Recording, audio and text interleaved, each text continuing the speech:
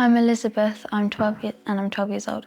At home, I live with my mum, my dad, and my sister Rosanna. When I decided that I wanted to become a Christian and start following and understand more about Jesus, it was at this Spring Harvest Festival at Butlins, and I'm pretty sure they do it every year. And I remember listening to the talks and understand, like, this is who I want to follow, this is what I want to do. They kind of said how, like, Jesus, as we know, is like a king, right?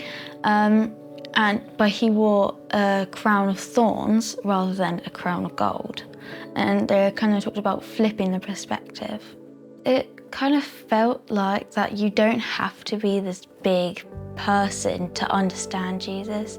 It felt like you could kind of be whoever you wanted. And also somewhere in the Bible, it says Jesus said, "Come as you are," rather than come and being all high-powered.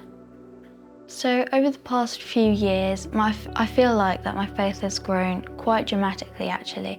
I've made new friends like Bryony and Shola, had met new youth leaders, gone to church camps. This church, I would say, has definitely helped it grow, because I've known so many people in the younger youth groups like Tot Street and Uptown Kids, and they've always been really nice. And then obviously in transit, with the youth leaders and making new friends, and then going on camps as well.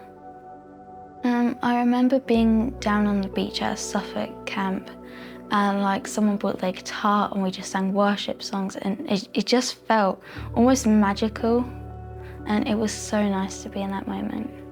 So since going to camp, it's kind of been like trying to live more like Jesus, trying to take what I learnt at that camp and then applying it to my everyday life.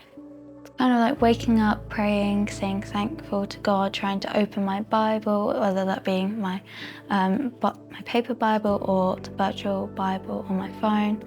And it kind of helps you grow in your faith, and it helps you understand, like, as I said, Jesus is always with you.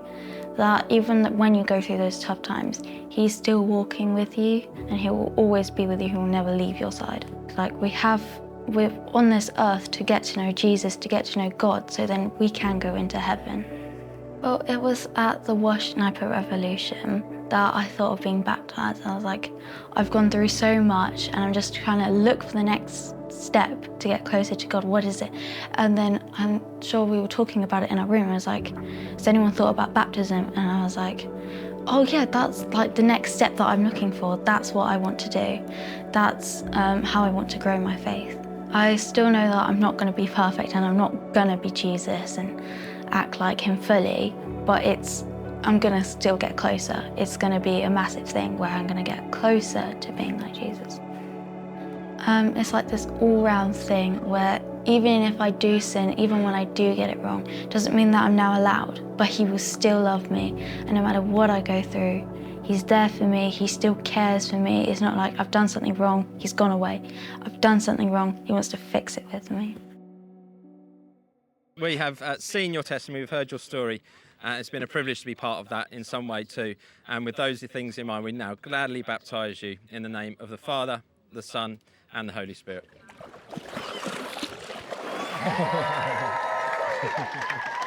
You almost head butter on the way out. Well done.